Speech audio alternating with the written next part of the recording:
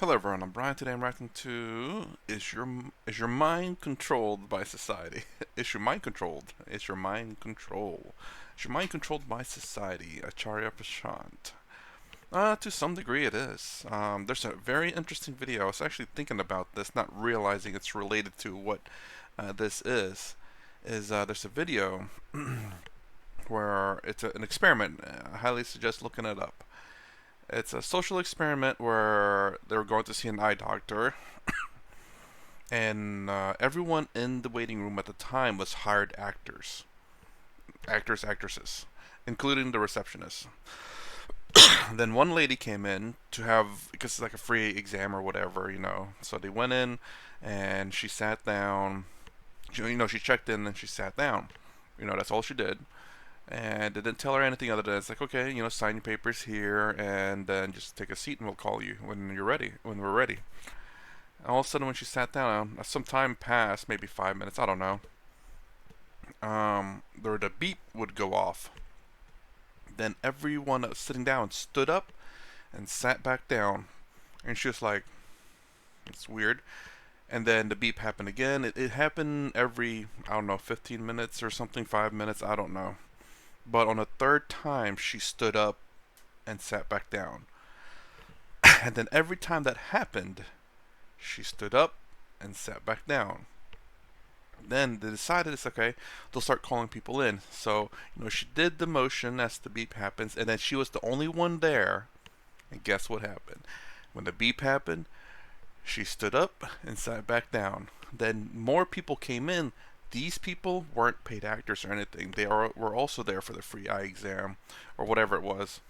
And then one person sat down, and then when a beep happened, she stood up and sat back down. And the guy was like, "It's weird." Eventually, he asked, like, "Why are you doing that?" She says, "I don't know. Everyone else was doing it." And then all of a sudden, whenever it beeped again, she stood up and sat back down. And then eventually, the guy started doing it. They got a whole bunch of people there, non-paid actors, and they all started doing the exact same thing. It's so crazy. So, is your mind controlled by society? It can be. It just genuinely makes me wonder, would I follow the same thing? I say I don't think I would. Because I'm like, well, no one told me how to do this. This guy must be exercising. So I was like, well, I just continue to do what I want to do. But would I really do that? It's this kind of crowd mentality.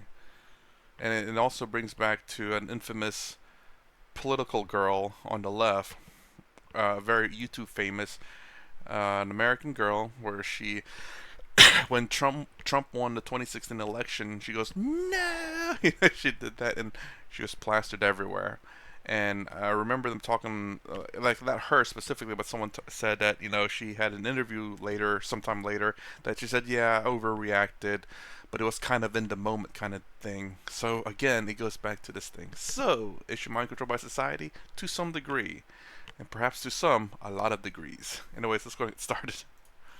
Good evening, sir. So, sir, when we talk about the common consciousness and the way you were explaining it, is that also just the conditioning? Yeah, that's what. See, material is conditioning. That which is a product of certain conditions is called material. Is there anything in Prakriti that is not a product of its conditions? So, what is conditioning?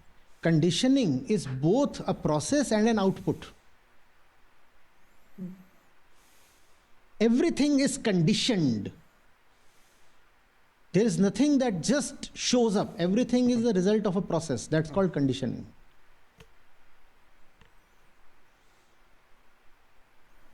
So, so when we say that, I mean, there is no difference between life and death in this way in Prakriti, but can we still say that death is end of the reaction?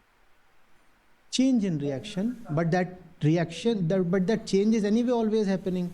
You see, an iron piece experiences an attractive force towards a magnet, right? The iron is at a distance of 1 meter from the magnet, right? and the iron piece is drawn towards the magnet, and now it's at a distance of 0.5 meters from the magnet. What happens to the attractive pull? It's stronger. It grows stronger. Right. So something has changed. I thought he was going to say that even if the body dies, the change still occurs because your body ending doesn't mean that all of a sudden the world stops. The world still keeps changing, people still change. Just because this body dies doesn't mean the changes stop. Even your body still goes through a change when the body dies. Huh? Changed, nothing else. That's not death, that's not nothing else, that's just change. In one condition you were behaving in one way. Now your condition has changed, so you are behaving in another way.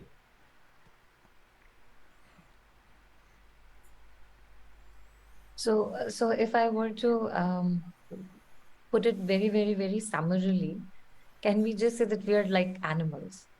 And That's a lot of aggrandization.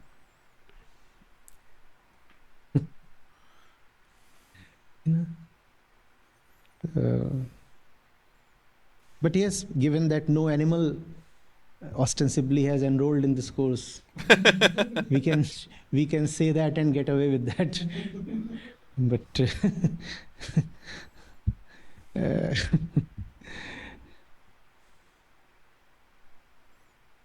I would say, to a certain degree, absolutely. I mean, we still very much have an animalistic nature, instincts, and stuff.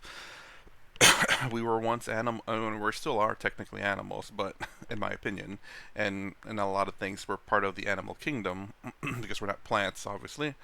But we have developed beyond that. We've developed beyond instinctual things, but we still have instincts in us, and we still do the same things animals do.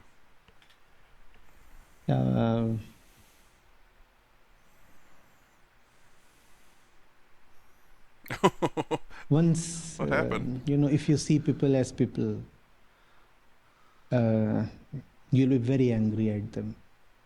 If you see people as animals, you'd still have some expectations. But if you can see people as processes, the first thing that you will lose is anger.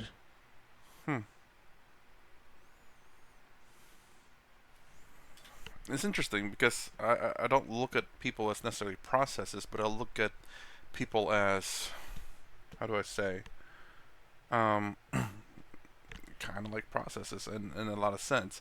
But it's just the sheer fact that, like, when people act the way they act, it's because of a reason. Most people, even when they're just completely being a-holes, there's still a reason, and that is to be an a-hole. If they're just being an a-hole, then that is the reason, and I don't need to get mad over that because they're just a-holes. If they're doing it because there's a good reason, like they're just having a really bad day, they may have lost someone and just very irritated, then they're just that. Again, no reason to get angry. That's the way I kind of look at things, is that if a complete stranger just starts screaming and yelling at me, I'm like, well, I don't know that person, so clearly that person's just upset at something. I don't know. It's easier when you try to understand things. That's what I say. And when you understand that people act a certain way because of certain reasons, then things are easier to not get upset about. The fellow is not a fellow. The fellow is a process. How can you get angry at a process? The fellow is not a fellow. The fellow is a mass of chemicals. How can you get angry at hydrogen peroxide? You are calling that fellow by some name. Give me a name. Some fellow you get usually angry at. Tony. Tony. Tony is not a person. Tony is a perchloride. So are we all. Ahimsa is not about not getting angry on people. Ahimsa is about seeing the pointlessness of anger. The fact is that the other fellow cannot help doing what he is doing because he is a process. The iron piece cannot help doing what he does, what it does. Just as you call animals not as he but as it, start calling people not as he but as it. And then you find that anger becomes untenable. There is no person. There is just iron and magnet and nitric acid and sand. How do you get angry at sand? It's a very weird way to look at things, you know?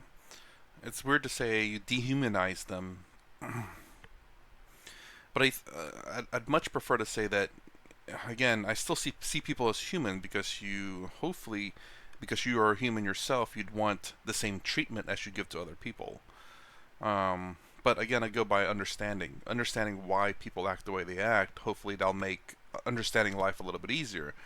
Again, if a complete stranger is yelling at you, you have no idea why they're yelling at you, so they're just being either an a-hole or maybe having a hard day or whatever. No sense of getting upset at that. You know, it's like, well, they don't know you, so why should they affect you? If someone that you personally know is angry at you and yelling at you, then there's skin in the game to a degree because you know that person. And then you're like, okay, why are they angry at me? And you can talk to them. You can try to talk to them. If what they say makes sense, you're like, oh, I'm sorry, I didn't know I did that.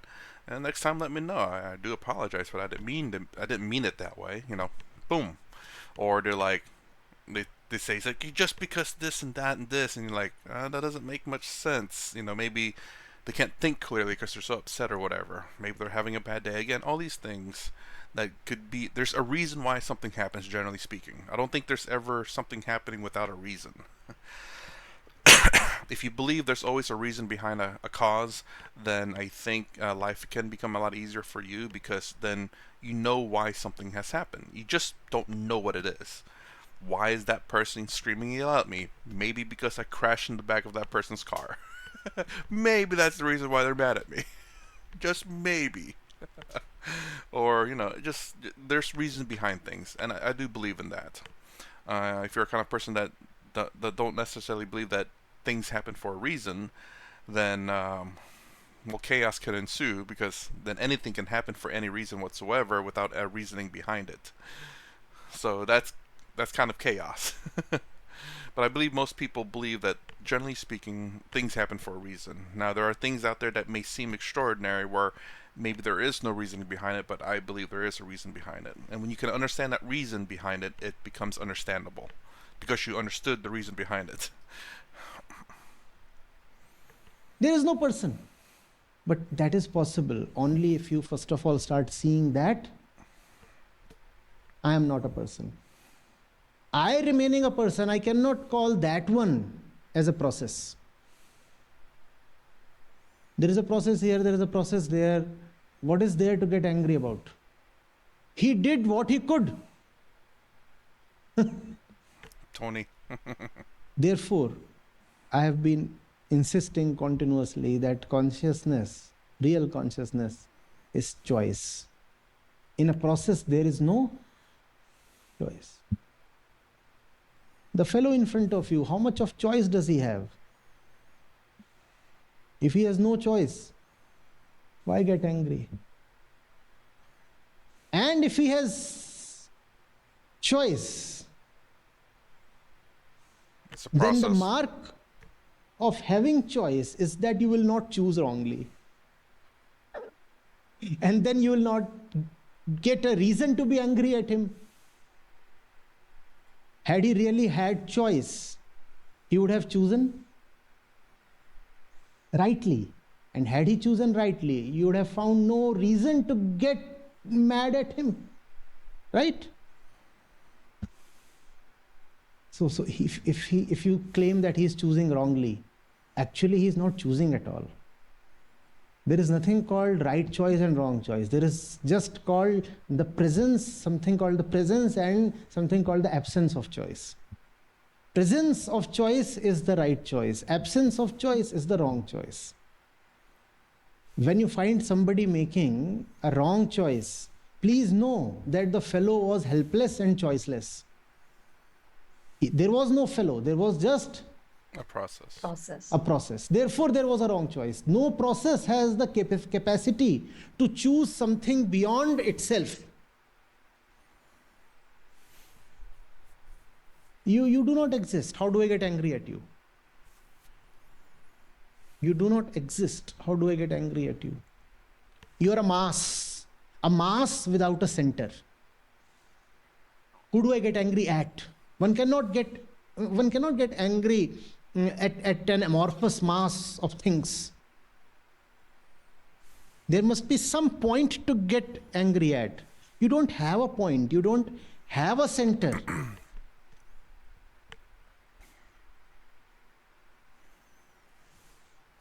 So I get what he's trying to say. It's weird to say to dehumanize someone, but it's not that. What he's trying to do is to make everyone on equal grounds. Because I guess with her, maybe when you see a human, there's an issue with it. So if you don't see a human, and you have to also make sure that you don't see yourself as human, therefore you are equal to them. You and them are processes, and when you can see yourself as a process and them as a process, therefore you are equal to each other, then you cannot get mad at them because they're not a human being. And I get that. It's a weird way to put it, but perhaps that is a saying that can work with some people. For me, it seems dehumanizing, but at the same time, I get it. You know, it's like when you remove the human nature, because some people, when they see humans, they see mistakes. And if you remove that human nature of it, but you put them on an equal level as whatever they're seeing, then they can get past that evil natureness of human beings. I don't have to do that. I understand that there are just bad people in the world and there's good people in the world, and I can judge everyone as an individual person. You can do generalizations for sure, but when you have an individual, you definitely want to judge them in an individual basis. People have general things, like people like going to the pool. Well, that's a generalization. People like going to the pool, or people like eating, or people like skydiving. It's a generalization, which is true to a degree. Not everyone, but it's a generalization. That's the whole point of it. So what we call as the wrong center is actually no center. There is either a center or just looseness. There is nothing called the wrong center, really.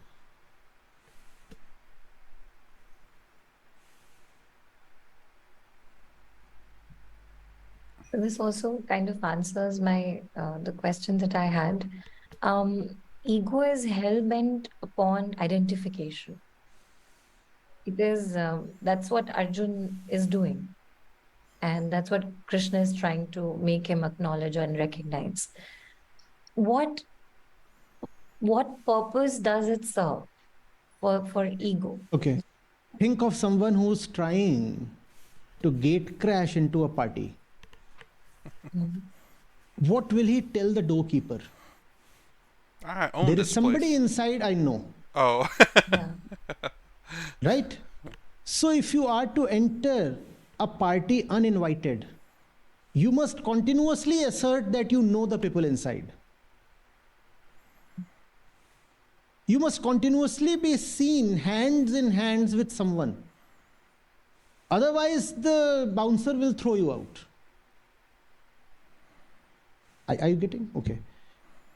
There is a. I'm sorry. I'm gonna rewind that real quick. It's kind of confusing when she shakes her head, like usually means no, but I know sometimes it's an agreement.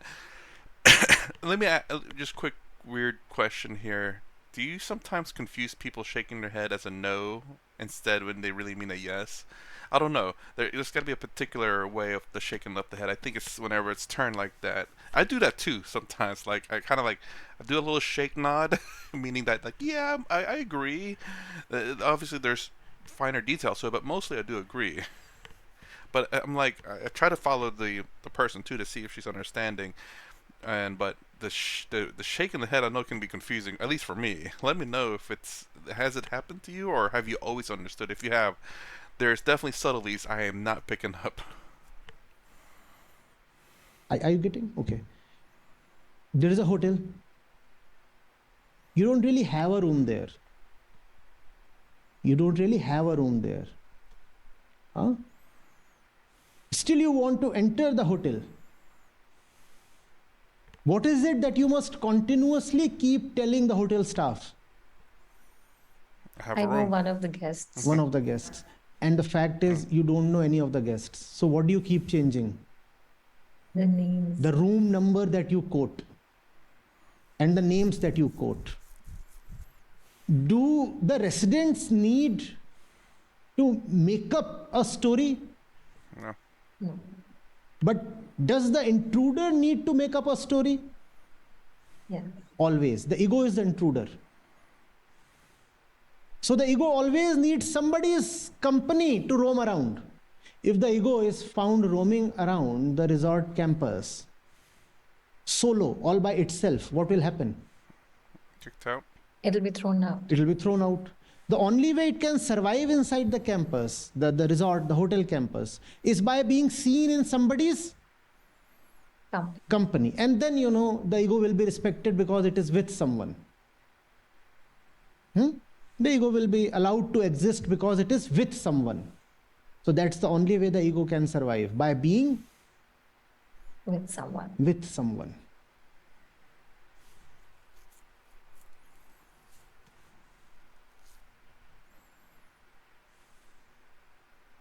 And the ego always says in its own justification that the residents need me, therefore I exist. The fact is, even without the intruder, the residents are Completely adequate. completely adequate, at rest, satisfied, balanced, in harmony.